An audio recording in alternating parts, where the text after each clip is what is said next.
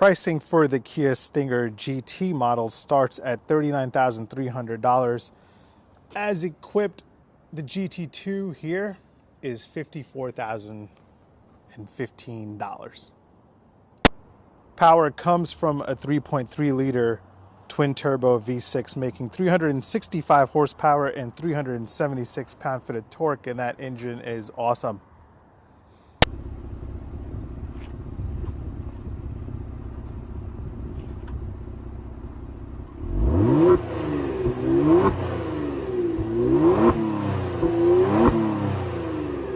To activate launch control, you have to be in sport mode, and then you have to turn traction off all the way. And then once you have all that set, foot on the brake, gas all the way down, launch control ready, and you're off. Wow. 0 to 60 happens in 4.7 seconds with a top speed of 167 miles an hour. That's right, you can go that fast in the Kia. Get over it. The color you see here is called ceramic silver. I love the color palette of the Kia Stinger GT. This definitely is one of my favorite colors, and if I were to get it, it probably would be in this ceramic silver.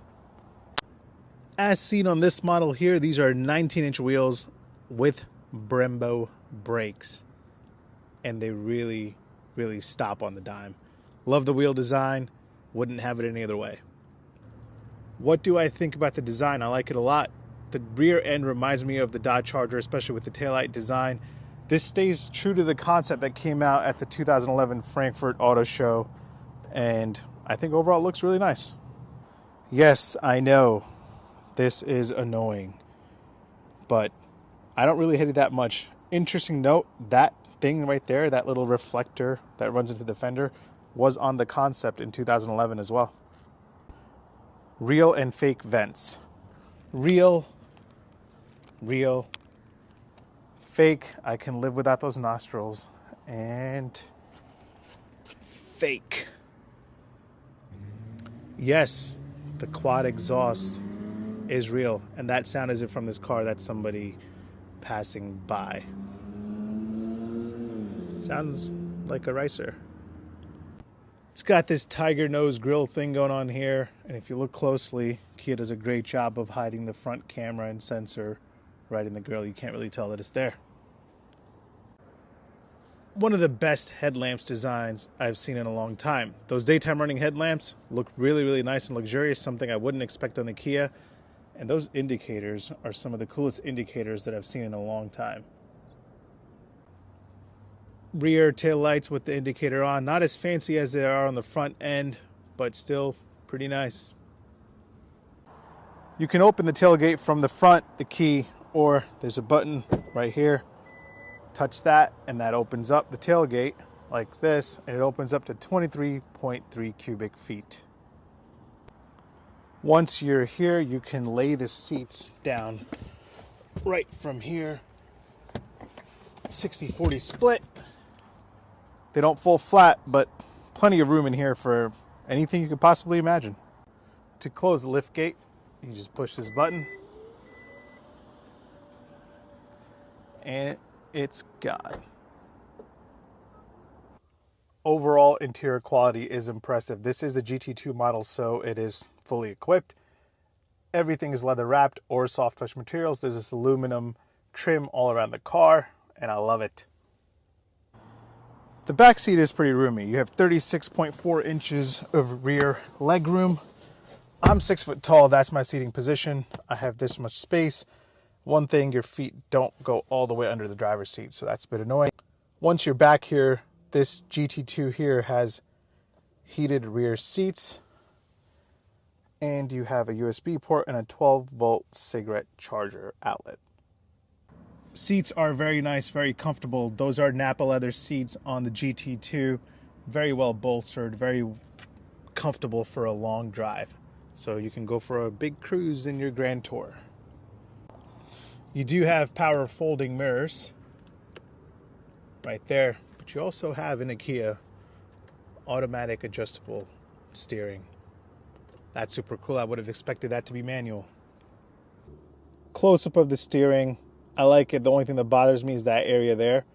It's like cheap plastic, and it takes away from the overall luxurious look of the car.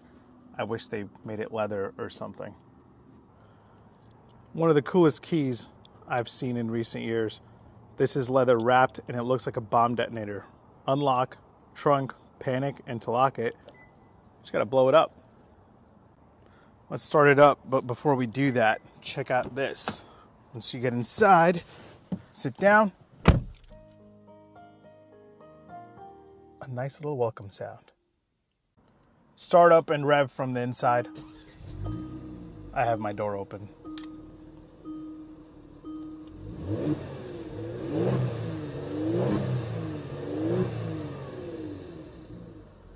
And of course, when you turn it off, bye. The infotainment screen is great. It's touchscreen. It's not glossy. It has this matte screen feeling to it, so it doesn't leave a lot of fingerprints. Overall, I love it. It's quick. It's smooth. There's no glitchiness. You have Android Auto. You have Apple CarPlay. One of my favorite things about the Kia Stinger is that how the car adapts itself to you instead of you adapting to the car. For example, if I go to Advanced and I go to Steering Wheel Mode button, I could set the modes that I listen to the most and take away the ones that I don't.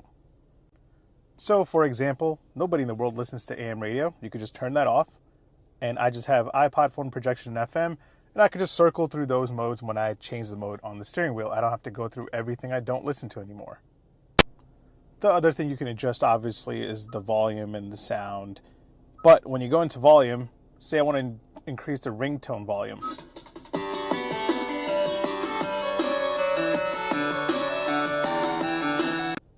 Yes, that was the actual sound that it plays when I increase my ringtone volume. Otherwise, guidance will be at this volume. Other stuff you can adjust. Phone projection, coolest thing. I've never seen this in a car before. You can adjust the volume of Android Auto and Apple CarPlay. Yes, so you have heated and cooled front seats. You have a heated steering. Everybody keep that off because I will hate you otherwise. But yeah, that's the controls down here. Camera-wise, you're pretty loaded. You have a bird's eye view, rear view, full rear view, side views on each side. And then when you put it in drive, you get the same thing, full front view and side views on each side. The quality in the Kia Stinger here is outstanding in every way. This is like all leather, nice aluminum trim buttons here. And one thing I love the most is this, the sound the vents make when you open and close them. Yes, you do have a wireless charger right there. You also have USB, auxiliary, and a 12-volt cigarette lighter charger. There is really nothing you don't have here. This car is fully loaded with a bunch of things. You have adaptive cruise control, you have lane keep assist, you have blind spot monitoring, you have rear cross traffic alert, heads-up display, it just keeps going. Yes, you have dual zone climate control, and you can actually just spin the dial here instead of going into the infotainment screens and going 3 screens deep to change the climate. And you have a sync button right there. I have a pet peeve. It needs to be on all the time. Here is the gearbox for the 8-speed manual. Reverse, drive. Then when you hit park, it makes this nice little beeping sound. There's a lot of nice sounds, chimes in here that make you feel like you paid $50,000. Drive modes are changed from this knob here. And you have the option to go through Smart, Eco, Comfort, Sport, and Custom. Once you're inside Custom, you can change various settings, powertrain, steering, suspension, all-wheel drive. I like to have everything Sport except the suspension. I like it in Comfort because, I just want to cruise along, dude. So the driver display here lets you go through a bunch of screens. One is a sports screen. You get your G-force meter, lap timer, gauges, and then you can go into your driver info screen. You can go into compass. You can go into the driver assist and settings. One thing I absolutely love about Hyundai and Kia is that when I change the wiper here, it'll display what mode I'm in. I don't have to look at the setting there. And even when I turn my lights on and off, it'll tell me that there too.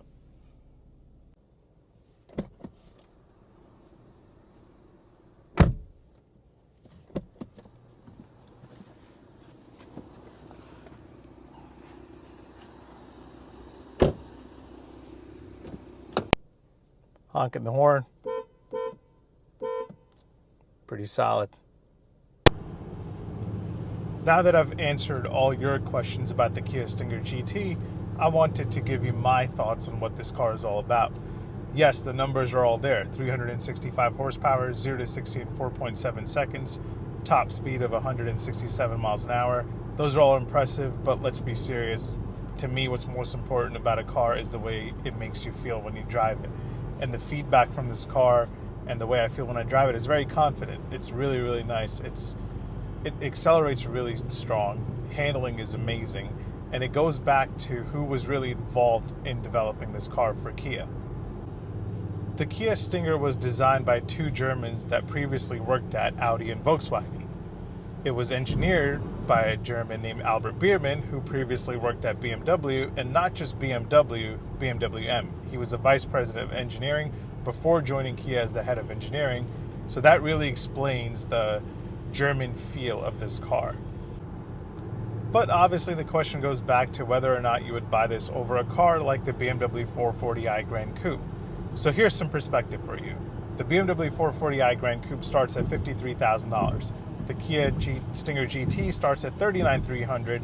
As loaded, as you saw here, we're right at $54,000. So the starting price tag of a BMW 440i Grand Coupe is similar to the Kia Stinger GT2 fully loaded. And that really speaks about the value of this car. But yes, no matter how affordable or how luxurious a Kia gets, people will still have their badge buys. So let me tell you a little story. I pulled up to the mall in this car. I've had this for a week. People have come up to me left and right asking me what kind of car this is. They kept saying nice Kia. So I pull up to the mall and this guy pulls in right beside me and goes, "Hey dude, nice car. Do you like it?" I'm like, "Hey dude, not my car, but I really like it." And then we get into a conversation about how one of his friends traded in his BMW for a Kia Stinger GT. And you hear those stories all the time, but you never believe it. You're always doubtful that somebody would really trade in their BMW or buy this over a BMW. But it does happen, and I totally understand it. Of course, if you can't get over a badge bias, I'm not mad at you. Do what makes you happy, but I have to give credit where credit is due, and the Kia Stinger GT specifically, is an outstanding car.